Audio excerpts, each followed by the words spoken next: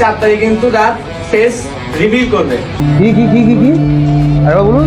4 তারিখে কিন্তু রাত ফেস রিভিল করবে। অবশেষে কি এত অপেক্ষা এবং তিতিক্ষার পরে কি আমরা বাংলাদেশ টপ ওয়ান অর্থাৎ রাত ভাইয়ের ফেস দেখতে চলেছি?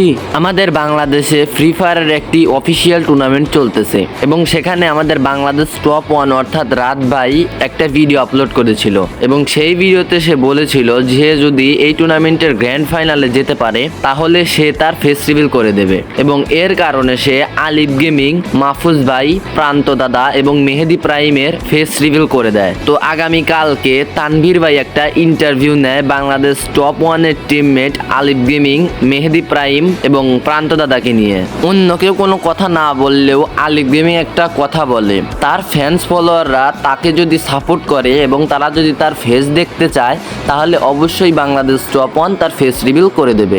এখন কি সত্যি সত্যি Bangladesh top one face reveal করে দেবে? এত অপেক্ষা এবং এতদিন লুকিয়ে থাকার পরে বাংলাদেশ টপ ওয়ান কি আসলেও ফেস রিভিল করবে 4 তারিখে? তো বাংলাদেশ টপ ওয়ানকে যদি এই গ্র্যান্ড ফাইনাল খেলতে হয় তাহলে অবশ্যই তাকে ফেস রিভিল করতে হবে এবং সে যদি গ্র্যান্ড ফাইনাল না খেলে, যদি সেখানে গ্র্যান্ড ফাইনাল খেলে প্রান্ত দাদা, মাহফুজ ভাই, আলিফ গেমিং এবং মেহেদি প্রাইম এরা 4 জন যদি টুর্নামেন্ট খেলে মানে গ্র্যান্ড ফাইনাল খেলে তাহলে বাংলাদেশ টপ ওয়ানের ফেস রিভিল করার কোনো প্রয়োজন নেই। এখন তোমরা কি চাও? বাংলাদেশ টপ ওয়ানকে গ্র্যান্ড ফাইনাল খেলবে? এখন তোমরা যদি চাও এবং তোমরা যদি বাংলাদেশ টপ ওয়ানকে পর্যাপ্ত পরিমাণ ভালোবাসা দাও তাহলে অবশ্যই Bangladesh top one face reveal করবে। আর যদি 4 তারিখে বাংলাদেশ টপ ওয়ান যদি ফেস রিভিল নাও করে তাহলেও কোনো সমস্যা নেই। Bangladesh top one grand final থেকে যদি টপ 2 হয়ে কোয়ালিফাই করে ইন্দোনেশিয়া যেতে পারে তাহলে তাকে ফেস রিভিল করতেই হবে। আর আমি একজন বাংলাদেশ টপ ওয়ান ফ্যান হিসেবে এটা অবশ্যই বলতে পারি যে বাংলাদেশের ভিতরে অবশ্যই বাংলাদেশ টপ ওয়ান ইন্দোনেশিয়া খেলতে যাবে, কারণ বাংলাদেশ টপ ওয়ানের প্রতি আমার এতটুকু ভরসা আছে যে বাংলাদেশ টপ ওয়ান আমাদের জন্য ভালো কিছু করবে। তো আমার অনেক ভাই বেরাদারি বাংলাদেশ টপ ওয়ান ফ্যান হওয়ার কারণে এখন আমাকে অনেক কথা বলবে, কিন্তু ভাই আমি কোনো টিমকেই ছোট করে কোনো কথা বলিনি। তুমি আরএসকে কে ভালোবাসো, অন্য কেউ জব ব্রেকার্সকে ভালোবাসে, অন্য কেউ ডিকে কে ভালোবাসে, আবার অন্য কেউ রিফ্লেক্স ইউনাইটেডকে ভালোবাসে এবং অনেকেই অনেক টিমকে ভালোবাসে। তার ভিতরে আমার একটা ভালো লাগা হচ্ছে বাংলাদেশ টপ ওয়ান। তাহলে এটাতে তো কোনো ক্ষতি নেই নাকি? আমি তো কারে কোনো ছোট করে কথা বলবো না, কারণ এখানে সব টিমই ভালো। আমার যদি ফার্স্টে যদি কোনো টিমের কথা বলা হয়, আমার ফার্স্টে বাংলাদেশ টপ ওয়ান, সেকেন্ডে রেড হক্স এবং থার্ডে থাকবে অবশ্যই জব ব্রেকার্স। এই 3টা টিমকে আমার অনেক ভালো লাগে এবং ডিকে টিমের ভেতরে আমার ডিকে ফ্ল্যাশকে আমার অনেক ভালো লাগে। কি বলবো ভাই, ওর গেম প্লে দেখা পুরো মারাত্মক ভাই।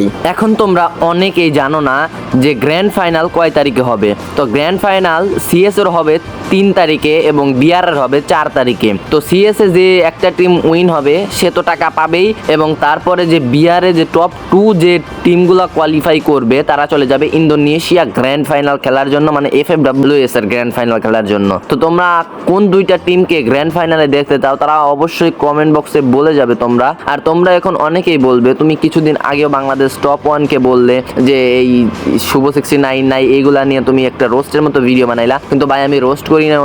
ওটা বাংলাদেশ টপ ওয়ানে ভাই অনেক ভুল হয়েছে শুভ 69 কে না নেওয়ার কারণে। ডিকে ফ্ল্যাশ হচ্ছে শুভ 69, তোমরা হয়তো আমার আগের ভিডিওতে দেখতে পারবে, আগের ভিডিওতে সব বিশ্লেষণ করা আছে। তো যারা যারা ওই ভিডিওটা দেখো নাই তারা দেখে আসতে পারো এবং লাইক এবং চ্যানেলটা এখন পর্যন্ত যারা ভিডিওটা দেখতেছো লাইক এবং চ্যানেলটাকে সাবস্ক্রাইব করে দিও এবং তোমাদের ভাইয়ের পাশে থেকো।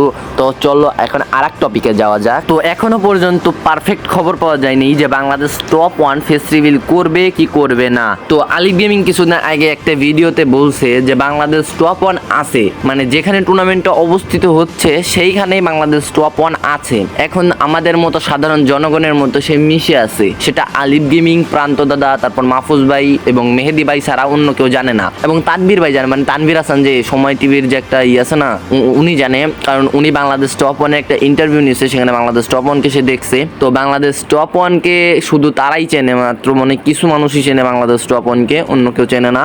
এখন এখন তোমরা যদি বাংলাদেশ টপ 1-কে খুঁজে বের করতে পারো তাহলে করতে পারো, তোমরা দেখতে পারো, বাট তার অনুমতি ছাড়া অথবা তাকে যদি তোমরা দেখে চিনেও ফেলো কোনোদিন তার ফেস রিভিল কইরা দিও না, কারণ কখনো কারো ফেস রিভিল করা লাগে না। আর অন্য যে কাউরে ধইরা মইরা যদি বাংলাদেশ টপ 1 বানায় দাও এটা তো খারাপ বিষয়, কারণ সে বাংলাদেশ টপ 1 নাও হতে পারে, তোমার ক্লু আর তার ফেস নাও মিলতে পারে। তো তোমরা ততক্ষণ পর্যন্ত চোখ রাখো বাংলাদেশ টপ 1-এর ইউটিউব চ্যানেলে, যখন সে ফেস রিভিল করবে অবশ্যই তার ইউটিউব চ্যানেলে দেখাবে তার ফেস, এবং তোমরা বেশি বেশি সাপোর্ট করো বাংলাদেশ টপ 1-কে এবং আমাকেও, মানে আমাকে আমার চ্যানেলটা সাবস্ক্রাইব করে দাও এবং লাইক করে দাও। তো আজকের মতো এখানেই বিদায় নেবো, tata bye bye, love you all.